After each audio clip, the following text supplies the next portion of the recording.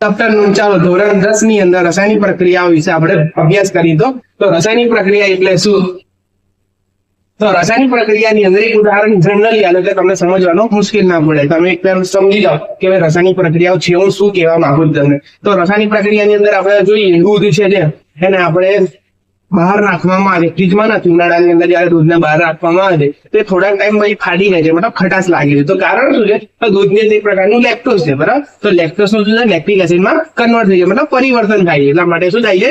બે દૂધ ફાટી જાય છે. એવી રીતે ખીલી આપણે જોઈએ, ખીલી નો કલરમાં મતલબ ખીલી જે હોય છે સફેદ કલરની હોય છે, બરાબર છે. હવે ખીલી ને આપણે આ એક પ્રકારની ખીલી લઈએ, બરાબર. આ ખીલી જે છે એ થોડાક સમય માટે પાણીમાં કે ભેજમાં જો રાખવામાં આવે છે તો આ ખીલીનો રંગ છે એ બદલાઈ જાય છે અને કથ્થાઈ રંગનો થઈ જાય. કેવો થઈ જાય? કથ્થાઈ રંગનો થઈ જાય. તો આ કારણ શું છે? તો ખીલી જે છે એ પ્રકારની અંદર શું હોય છે? લોખંડ હોય છે. તો લોખંડ એટલે શું? એથી હોય. લોખંડનું સૂત્ર જો આપણે લખીએ તો લોખંડની સંજ્ઞા કઈ રીતે દર્શાવવામાં આવે છે? એફી થી દર્શાવવામાં આવે છે. એ એફી ને પાણીની અંદર ઉમેરવામાં આવે છે. પાણીમાં મૂકી રાખવામાં, ઉમેરવામાં નથી આવતું, પાણીમાં મૂકી રાખવામાં આવતા તો ભેજમાં મૂકી રાખવામાં આવે છે. તો શું બની જાય છે? FeCO4 plus H2. રેડી?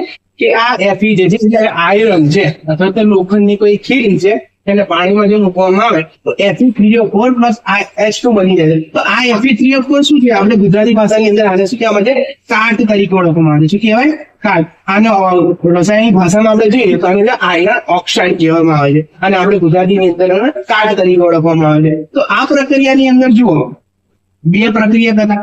જયારે પ્રક્રિયક જે છે એ પ્રક્રિયક ડાબી સાઈડ લખવામાં આવે છે. તો આ શું થાય? પ્રક્રિયક છે, પ્રક્રિયક, બરાબર. જયારે પ્રક્રિયક પ્રક્રિયા કરે છે ત્યારે શેમાં રૂપાંતર થઈ જાય છે? નિપજમાં રૂપાંતર થાય છે. નિપજ. તો શરૂઆતની અંદર પ્રક્રિયકની વધારે હોય છે પણ એ પ્રક્રિયા ધીમે ધીમે પ્રક્રિયા કરે છે ત્યારે નિપજની પ્રક્રિયાની સાંદ્રતા શું ઘટાડો થાય છે અને નિપજની સાંદ્રતા વધારે થાય છે. તો આ જે પ્રક્રિયક અને નિપજ જે બન્યું એ કશું જ નથી પણ એને શું કહેવામાં આવે છે? રાસાયણિક પ્રક્રિયા. રાસાયણિક પ્રક્રિયા, બરાબર. હવે આ વસ્તુ સરળ, તમે તો આ લખી નાખી Fe1 છે, હાઇડ્રોજન 2, ઓક્સિજન 1 છે, પણ અહીંયા તો Fe3 છે, ઓક્સિજન 4 છે.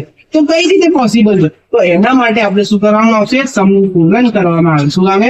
સંતુલન કરવામાં આવે. તો ચાલો જોઈએ, આપણે સંતુલન કરી જોઈએ.